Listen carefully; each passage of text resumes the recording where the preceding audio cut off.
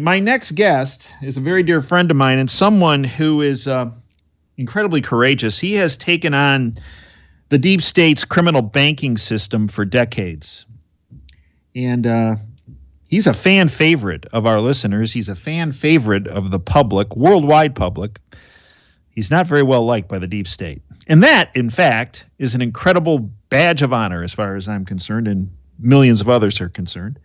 Bill Holter, after a lengthy career in financial services, Bill retired in 2006, moved his family out of the United States, then returned in 2011 and currently makes his home in the great state of Texas. Bill joined Miles Franklin as an associate editor in 2012 and posted commentaries until early 2015. Bill is now working in collaboration with the great Jim Sinclair and helping to educate and enlightening folks through Jim's site, JS Mindset, M-I-N-E-S-E-T, jsmindset.com. Bill posts daily features on JS Mindset, and Bill, bottom line, is one of the best forensic economic analysts in the world. Bill, welcome back to Operation Freedom and the DaveJanda.com platform. Thanks for having me back, Dave. So, Bill, the last probably month, I've been talking about the shortage in precious metals, in particular silver. And a lot of folks have found fault with me on that. Oh, this is not true. It's the physical, not paper. Physical is readily available. There are no issues. So, Bill, somebody's right and somebody's wrong. You're the expert on this. Where are we? Well, I would just ask the question, if there's no shortages, then why are the premiums so high? Over and above paper spot. And the answer to that question is because real metal, the price is not high enough with $26 spot on silver to attract real metal. And it's the demand has created a shortage, and I mean, you're looking at $11, $12 over spot on Eagles. You're looking at $6 over spot on pretty much any sovereign coin worldwide. Even bars and generics are $4 or $5 over spot. So what that tells you is spot is meaningless. It's not the price.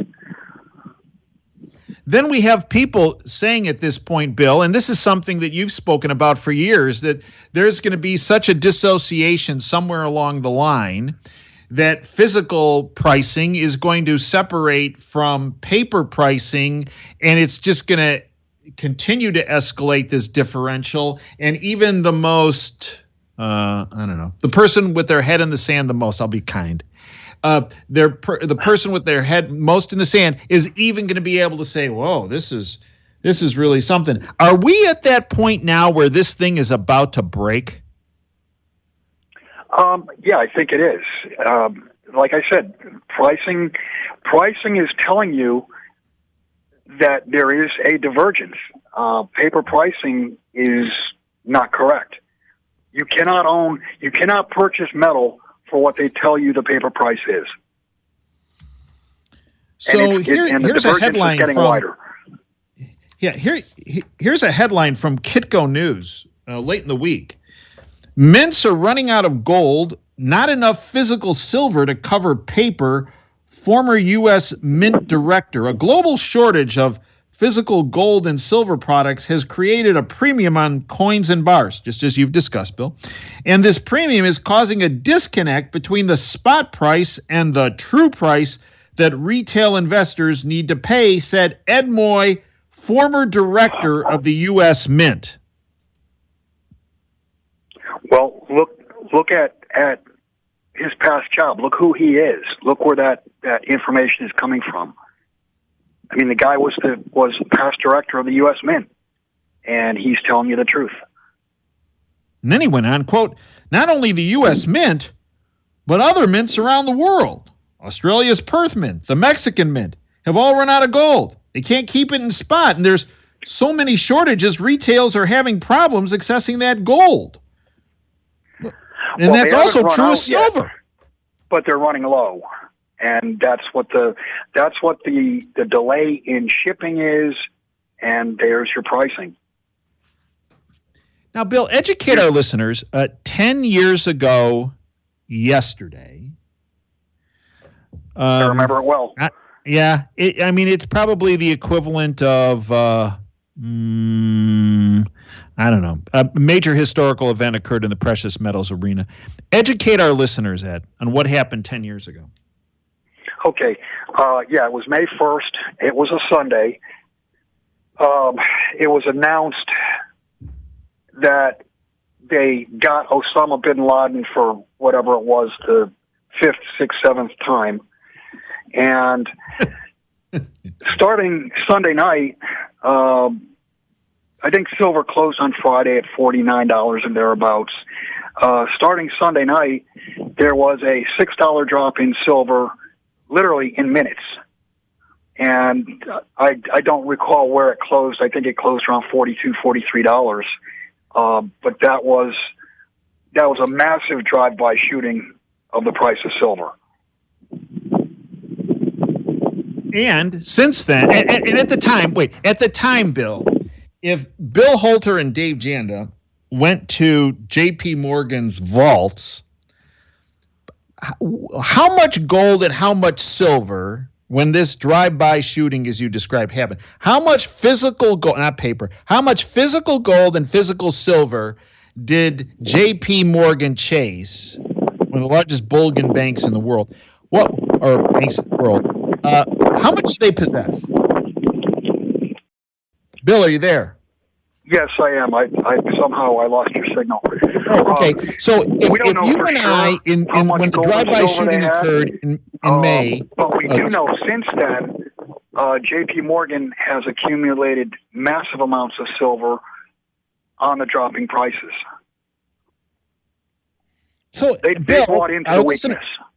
So our listeners are saying, how is it legal that they were involved using paper to manipulate the price down so that they could purchase physical metal to position themselves for a huge, huge windfall when the physical price escalates significantly, as you believe will occur? Well, it's absolutely not legal. And at the time, 3 years prior to that, in 2011, and the CFTC began an investigation, so they say, into COMEX silver, and released that in 2013. And what they came up with was they found nothing actionable. They didn't say they didn't find anything illegal. They didn't say they didn't find anything. What they said was they didn't find anything actionable. Now, if you think about the word actionable, what they said basically is there's nothing we can do about it. And more than likely, the reason they used that word was because you had either the Fed or the Treasury involved. They had the blessing of the U.S. government, in other words. So, Bill, there are many people that have invested in precious metals, and some of folks invested in paper, not physical, and then they're saying, wait a minute, this isn't the same. And then there's some folks that invested in what's called unallocated stores, if you will, unallocated investments, right? And right now there's some issues. John Adams, this person from out of Australia, first identified some problems in the Perth Mint. And then there were some issues that were reported about Kitco. Right. And now there's some recently out of the Toronto Dominion Bank on potential defaulting on their synthetic silver certificates. So educate our listeners on what this means and the significance of this. Well, what I'll give you the background on it. There's pools, unallocated, allocated, and then there's segregated physical metal. The pools have claimed that they have all the silver, and customers began lining up saying, wait a minute, we would like our metal. And it turned out that Perth Mint has extended, even on their website, they've extended the delivery time. Someone with, say, 30,000 ounces was able to only transfer or get delivered 3,000 ounces at a time. And what it looks like, what it smells like, is they didn't have the silver in the first place backing the paper. And they're scrambling at this point to get silver to deliver. And they've actually begun delivering some Chinese bars with Chinese mark, the Chinese mint mark on them. So really what this is, it's an uncovering of what looks to be people made purchases, but the metal was not there. And I guess we'll soon find out whether that's the case. If it is the case, you can pretty much bet that the silver market will blow up, and that will spill over to pretty much all markets, because what that's going to do is it's going to lift the skirt, if you will, to the fact that we live in a fractional reserve world. And we already have manufacturers. For example, you name the automotive manufacturer, GM, Ford, Chrysler, Toyota. They're all having issues in production because they can't get chip supplies. And reportedly from my tech gurus, they tell me that the component that they're running short of in creation of these chips is silver. And then you have MacBook and iPad productions delayed. I mean, tell me the way I see it, Bill. We're doing this march around a bunch of stairs with the music playing musical chairs, and the music is stopped. And for some reason, there's a delay in us realizing the music is stopped. And there are a bunch of people already sitting in chairs, and there are far too few chairs. Right, exactly. And what people are going to find out is how broad silver is used in however many different applications there are for silver. And what the world is living on now is what was in the pipeline, because the manufacturing end of it is having a problem. Creating widgets or whatever to put into the pipeline, and the pipeline is beginning to run dry. And you're seeing it in many different applications.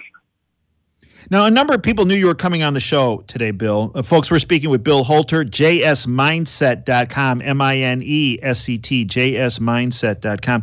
Bill, many people knew you were coming on the show and said, where does Bill see, as this continues to evolve or devolve, however you want to look at it, where does Bill see, what kind of price appreciation is he looking at number-wise potentially on gold and silver as this shortage continues to play out? Yeah, see, there's no way to predict a price. I did do math, and I've done this now for 3 or 4 years. If you take the gold that the U.S. supposedly has, and you divide it by the debt that the U.S., just the on-books debt, I'm not talking about any future promises or Social Security or no future promises, just the on-books debt, you come up with a number over $100,000 an ounce if the U.S. was required to pay their debt off in gold. And there really is no way to tell. If we don't have the gold, then you're looking at an infinite number, and there's no way to tell how much more money the Treasury is going to need to borrow. And then we have this, Bill. This is from Zero Hedge. Is China preparing a gold-backed yuan, the yuan being their currency? Beijing greenlights purchases of billions of dollars in bullion. China has given domestic and international banks permission to import large amounts of gold into the country. In recent weeks, it's given permission for large amounts to enter. Around 150 tons of gold worth $8.5 billion at current prices is likely to be shipped, 4 sources said. The size of the shipment signals China's dramatic return to the global bullion market. Is this just the next stage in China seeing the writing on the wall for the U.S. dollar as global reserve currency and paving the way for a gold-backed yuan? Yeah, we've thought all along that China would somehow, some way, tie their currency to gold. And if you ask me, this is not China being in your face. This is China basically just tipping the scales ever so slightly, if you will, and it will create the default, the delivery default. And like I said, delivery default, I think it will start with silver. I don't think gold will be the first. I think silver will be first. But it doesn't really matter because either of those go, it will affect all markets. And when I say all markets, I'm talking about treasury markets, currency markets, equity markets. People are going to find out that the system was rigged. It's fractional reserve, and in many cases, they don't even have the fraction that they claim to have. And to go back to your last question, how high do I think the metals will go? I think the pricing will be higher than probably anyone who's listening to this is currently thinking. And then what do you say to the people, Bill, who said, I believe exactly everything Bill's saying. But, these banks have, through their paper shenanigans, have manipulated the price and have done so since, let's just look over the past 10 years. Since May of 2011, Bill Holter rightfully described it as a drive-by shooting in the precious metals world. They've manipulated it for 10 years. I think the right thing to do is to own precious metals, but I'm going to sit back and just wait it out a bit because, I think they're going to continue to manipulate it for a period of time, and I'll have enough time to jump in when I need it. What do you say to those folks, Bill? Good luck with that. I mean, what else can you say? The prices are suppressed, and you use that suppression to make your purchases. Because, you don't even, you can't even know what the real price should be right now. It might be double, it might be triple, who knows? But what that means is if it's double, then you're buying twice as much metal for the same amount of dollars as you would if it was would be able to if it was a free market. If it's triple, then you could buy 3 times as much metal. The bottom line is measure your wealth in ounces, not dollars. And Bill, what do you say to those people who say, I for the most part, I don't listen to what you call the bought-off lamestream fake media on CNBS or Fox Business News, but there are a couple good people. Let's say they say Maria Bartiromo. Now, if this is all true about gold and silver, and why isn't Maria, because she seems honest, why isn't Maria Bartiromo telling me every morning on Mornings with Maria, why isn't she telling me every morning to buy gold and silver? And why, when Stuart Varney comes on, then he seems to be okay, people say, why does he always kind of snicker and laugh at the price of gold and silver? What do you say to those folks, Bill? If they told the truth, they'd be fired. Simple as that. Yeah, it really is, isn't it? Mm-hmm. They are, in a way, aren't they, controlled opposition? Yes. Yeah, they sound reasonable, but they're not telling you the whole truth. It's a lie by omission, if you will. And occasionally, several years ago, and you and I have spoken about this before, but Duffy, the CEO of the Chicago Mercantile Exchange, got on there and said, well, one day we're going to wake up and, wow, the price of gold's going to have a number on it that, many people just can't believe. You said 6,000, I think. Yeah, I think that's what I think you used the number 6,000. Yeah. Now, my contention, Bill, I believe yours is too, is he said that because when this does happen, and I believe we're much closer than we were obviously back then. When this does happen, he can say, hey, pull up that clip of me talking to that Cavuto character and what I said. I told you so. It was all covered. That's what he's going to say. I told you so. Yeah. And he's covering his butt. So, Bill, you've been at this for decades. Decades. You've seen every side of this. How close do you believe we are to this whole thing melting down or melting up, however you want to look at it? I certainly think it'll be this year. I don't see any way that they can string this out any further than through the end of this year, and that's just due to the supply-demand factors. And also understand when it comes to, well, today, when it comes to almost any investment, when something starts going up, you've got these momentum traders that jump in. And when something goes into shortage or you can't get it, I mean, look at toilet paper, everybody wants it. And that's what's going to happen. You're going to have double, triple, quadruple whammies pushing gold and silver higher in price. Bill, I'd like to thank you for everything you have done, are doing, and will do. Folks, you can follow Bill Holter's fantastic work and his phenomenal legendary partner, Jim Sinclair. You can follow their work at JS Mindset, MINESET, JSMindset.com.